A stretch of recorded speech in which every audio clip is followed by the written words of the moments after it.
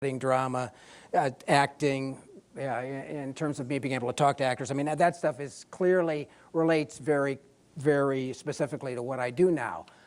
But, you know, could I have gotten those same kind of courses and that same kind of education in a strictly film school that was not, you know, a liberal arts school? Yeah, I probably could have, okay? So we're not really talking about those specialization courses. We're talking about the rest of it. And when you look at some of this other stuff, I mean, you know, astronomy, evolution of the universe, government, political ideals, ancient philosophy, chemistry, selected topics, American intellectual and social history.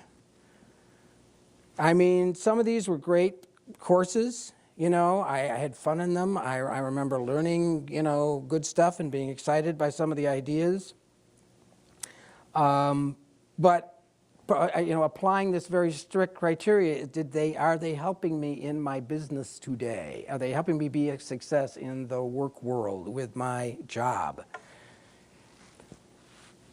I know I can't make a direct connection with that knowledge and what I apply with knowledge today. So I was coming up with more minuses than pluses, and I really started to say, I mean, I went through this process, and I really started to say, whoa, I mean, is a liberal education really such a great thing anymore? And then I had this, you know, brainstorm, this thought. I have thoughts occasionally. My wife says, "Are you falling asleep again?" I said, "No, I'm thinking, dear." And, you know, I have all this technical, factual knowledge, you know, how a camera works and how you do a spreadsheet and how you structure a screenplay, or, you know, that specific language that you use to communicate to actors. But the most important thing that I do is that, you know, I don't know how else to put it, is that I think. I think about what it is I have to do and what it is I have to accomplish. And I think about how I go about doing that.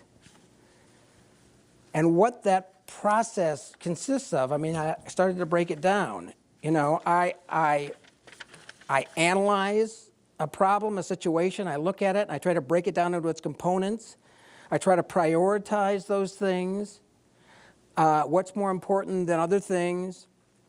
You know, I may have to outline something in order to kind of get my thoughts straight on how to attack a certain problem. You know, I use my intuition to feel like if I'm writing, well, what's the best word that I could use to convey this thought? I ask questions if I don't know answers, you know. I'll call up a professional in the field and ask him, or I'll ask my colleagues about something that I don't know about. And I realize that all of these processes that I go through to solve problems or to create something are all processes that, those are the processes that I learned when I was doing all this stuff. And it wasn't about the specific knowledge as much as it was about how I came to learn that knowledge, or how I analyzed it, or how I broke it down, or what I did in order to get those grades, or to understand those subjects. It's the processes that I went through learning all this stuff that really has, you know, come with me into the future, into who I am now. And the facts are not as important. I mean, some of them I remember, most of them I don't. I mean, European history to 1715. But I know that in that course, you know, I had to write papers, and I have to write now. I mean, I not only write screenplays, but I have to write business plans. You know, I have to write letters to agents. I'm writing constantly, and the writing skills that I learned, you know, writing papers for European history, are the writing skills that I'm using today. And the feedback that I got, and the criticism, and the papers turned in and sent back, refined my process. So what I'm trying to say is that what I got out of my liberal education and what I think, if there's anything that's valuable that's in the model that I've tried to create here, and the question that I've tried to pose, it's in the processes that we learn through liberal education. It's how to think. You know, a liberal education doesn't tell you what to think. You know, it doesn't give you the answers, but it gives you a process to find answers. And it gives you a process to solve problems. And that, you know, I got out of all this stuff. And what's really cool about it, as I started to think more about this, is that it shows you how to apply those processes to a variety of different subjects. It's like the subject doesn't matter. I could apply those same processes that I'm talking about to a screenplay. I could apply it to the evolution of the universe and sort of sorting my thoughts about that to write papers about it. I could apply it to, you know, Judeo-Christian traditions. The subject matter doesn't matter. The processes stay the same in terms of finding out information, doing research. I mean, research alone. You know, my screenplay that I wrote for this film was 80% of it's based on research that I did on foster children and on rabbit care. And, you know, the story came out of the research. And I learned how to research, you know, in college. They taught me how to research stuff. Back then it was going to the library and flipping through the, you know, flipping through the card catalog, right. You know, now it's turning on your computer and Googling, but it's the same process. And it's the same thought processes that you use. And I was thinking about my dad and when he took the job at the FDIC. I don't know, most of you I think are probably familiar with that because you're of a certain age, if I may say, say that. But my father was the head of the FDIC right before the savings and loan crisis and really saw it through this enormous financial turmoil. And when he took that job at the FDIC, he'd never run a government agency before. He'd worked for the government, but just sort of, you know, in Jerry Ford's office, kind of organizing things. He'd never done any kind of big agency. And he wasn't a banker. He didn't come out of the banking industry. I mean, he'd been an accountant, which he hated, but he really wasn't a banker. And I always wondered what gave him the confidence to go into a job like that, and then the confidence to deal with this huge crisis that was happening in that industry, and to sort of stay on top of it and handle it. And, you know, by all accounts, do a brilliant job at it. And I think it's those same kind of tools. He learned those same kind of tools, you know, in his education of how to analyze a project, how to break things down, how to do research, how to ask questions when you don't know the answers, you know, how to use your intuition, how to write, how to put it all together into a coherent plan to, you know, to solve something or to make something better. So, you know, it's like, what's so good about a liberal education? For me, it's the processes. You know, it's not what I learned. It's that I learned how to learn. And I'm still doing that. It's still working for me. And I'm really happy I did it. That's it. Thank you. That's all I've got to say.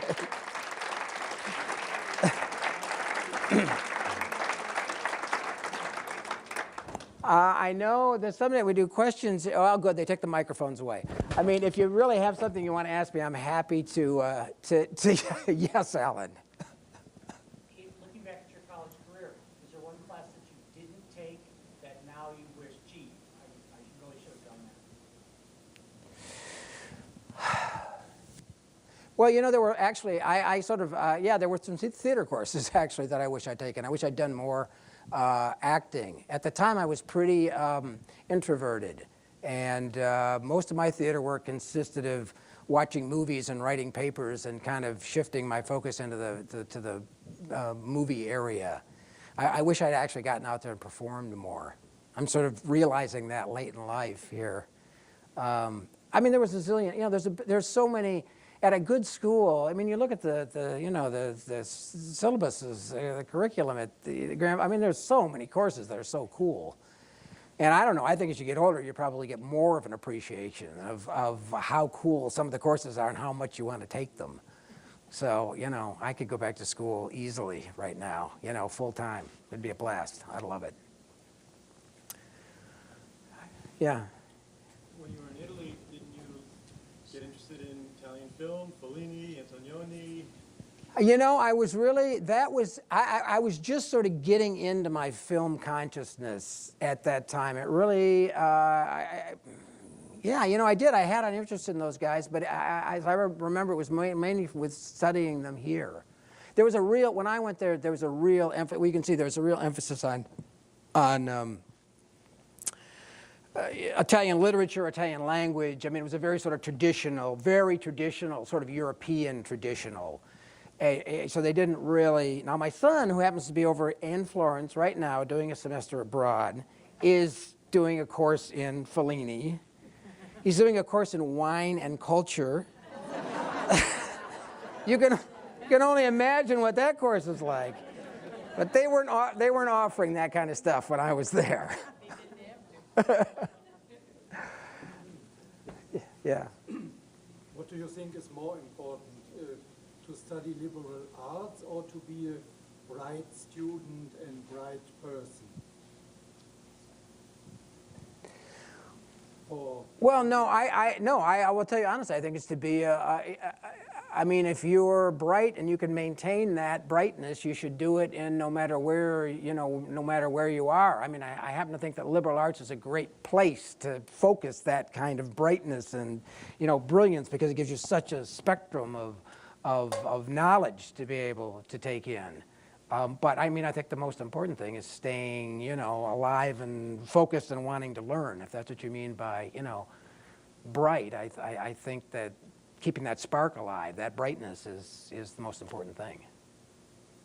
Does that answer your I question? meant that if you are really very bright, then you can maybe all these things to analyze and, Yes. and so on.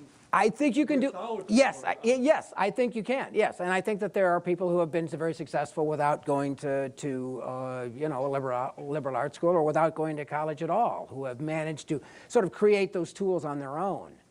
But I think when you're in an environment like this, you know, that's what you're learning are those tools. So you don't have to, you know, you don't have to reinvent the wheel. You've got a lot of wheels there that are being offered to you.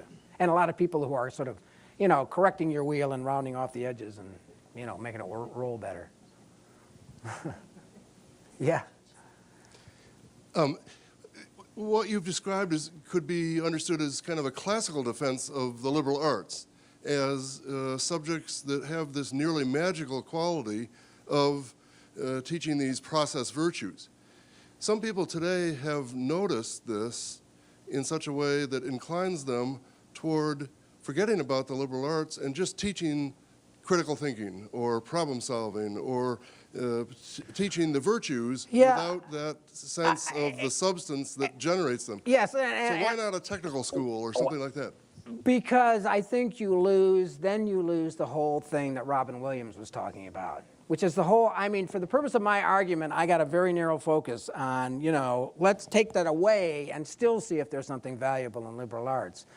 But clearly what, you know, Robin Williams was talking about in Dead Poets Society is the whole other side of liberal arts, which is the incredible exposure to life in all of its aspects that you get in a liberal arts school as opposed to a strictly technical school where, yes, you can probably learn the same kind of processes, but without the kind of richness that you get.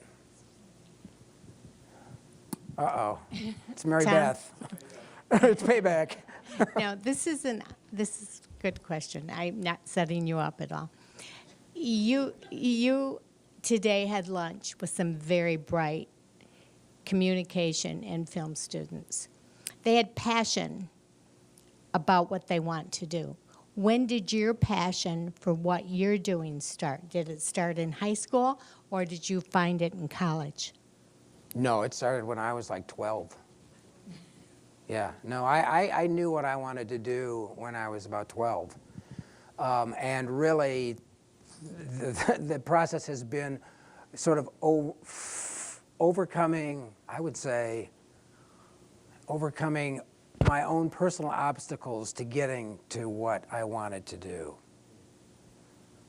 you know, self-doubts and lack of confidence and you know, being intimidated by people I thought knew more than me. I mean, it's been a struggle. That's been a struggle for me. I mean, I'm not a kid, and I just, you know, wrote and directed my first feature film, which I wish I would have done, you know, 20 years ago, at least, if not more. But, you know, it's a process. I mean, we all go through our own processes. It takes us as long as it takes us to get to where we want to be, and I'm just grateful that I've been able to actually, you know, start to realize what I've always wanted to do while I still, you know, have the facilities, hopefully, to do it. But yeah, I was probably 12 years old. What was the first film or television series that enthralled you? Pinocchio. Pinocchio? Can tell what Pinocchio? No, the original Pinocchio. You know, the original Disney Pinocchio. When I was, you know, I was probably 5 or 6. Did you see it in the theater? I saw it in the theater. Yeah, I just saw it in the theater. I remember the wave, the amazing wave when Pinocchio is like in the whale and they're in the whale.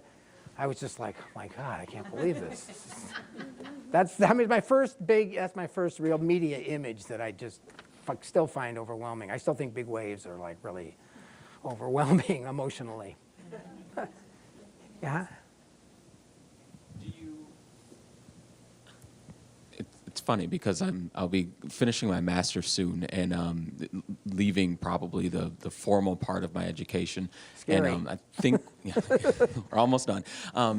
It's interesting because having left my undergrad and then going to work, I don't find that I'm quite as challenged academically, or the critical thinking skills are there. But I guess the question is, do you find that a liberal education has some diminishing returns if you're not constantly sort of engaged in this higher level thought about bigger ideas, bigger thoughts, things that the classics, all these things? I mean, that's my struggle. Yeah, well, I think it does. I mean, you know, at some point you got to focus on, you know, making a living, and that, with rare exceptions, means that you have to kind of get your head out of the clouds and get it back, you know, get your feet on the ground and get focused on the practical realities of life. If you get lucky, which I feel like I have, I'm sort of getting to the point where I'm kind of able to do both. I mean, at the moment, I'm very wrapped up in the marketing and the selling of my film, so I'm much more have my producer hat on than I do my writer-director hat, which I prefer to wear because it gets me up there in that, you know, land of ideas and concepts and, you know, all that really cool, fun stuff. But I think you got to hit a balance, and if, you know, you're lucky, you can find a way that your life encompasses both of them. Whether your work has to take place down here and your leisure time takes you up here or whatever. But yeah, I think when you get out of school, that's a natural, that happens. How about that Clint Eastwood episode that Jeff referred to? Are you willing to share it with all of us too? All right, but this is it now. This is going to be my exit story. I keep, whenever I tell this story, I say, please don't tell anybody this. And every time I tell it, I have a bigger room that I'm telling it to. So I'll probably, if you find me, you know, dead out there, you know, and with a .44 Magnum slug in the back of my head, you're going to know where it came from. No, where I work, you know, Clint is an amazing guy. I said this at the lunch today, is that he is one of the only people that I've worked with who is of that stature, that if he, you know, went to bed and woke up tomorrow morning and he was a telephone lineman again, which he was when he was like 20, I think he would be okay with it. I mean, that's how centered he is. You know, that's how unattached he is to all the trappings of, you know, being a movie star, of, you know, incredibly acclaimed director. I mean, who would have thought that, you know, Dirty Harry or The Man with No Name would become one of the most, you know, acclaimed directors of our time, and he really is. And he's an amazingly down-to-earth guy. He's incredibly focused. He knows what he wants. I mean, he shoots his films inevitably come in a week ahead of schedule. The studios love him. You know, he does 1, 2, maybe 3 takes. If he has to do 3 takes of something, he starts getting really grumpy. because he knows that, you know, the key to, I think, to a great movie is a great script and great actors. And if you have a great script and great actors, you just set them loose and, you know, try not to stumble over the camera and, you know, get out of your own way, and you're going to make a pretty good film. Anyway, I was working on Honky Tonk Man with him, which is a Depression-era film. He plays a country western singer who's traveling across the country with his nephew, who was actually played by his own son, Kyle. And we were doing one of the last scenes of the film. It was in a graveyard. It was actually one of the last scenes in the movie, and one of the last scenes we shot. And Clint was directing, you know, and was also in the film, as he often is. And he had directed a scene where he wasn't in it, and then he had a scene where he had to be in it. So he had to change into his wardrobe. And, you know, his trailer was, you know, a quarter of a mile away or something, and he said, just get me the pants. I'll put them on here. So he just stepped over, and I was running the set at the time. So, you know, when you're the assistant director, you try to stay fairly close to your director. So, you know, he stepped over to change his pants, literally, you know, dropped his pants and grabbed the other pants from the wardrobe guy and was putting them on. And I glanced over and I noticed that he had a pretty big scar on the side of his leg. And I went, wow, what happened?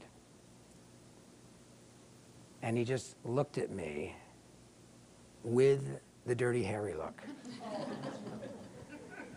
And I mean, if you've seen his movies, you know what the Dirty Harry look was like. Well, to experience it in person, I can only tell you it was like 100 times as terrifying.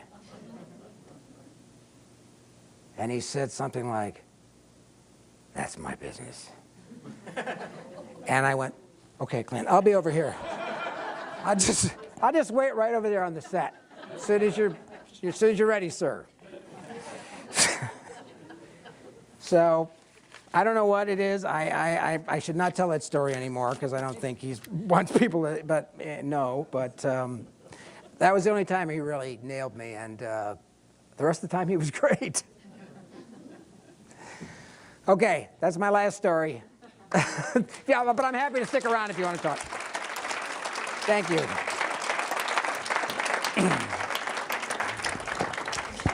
Okay, I guess I should take this.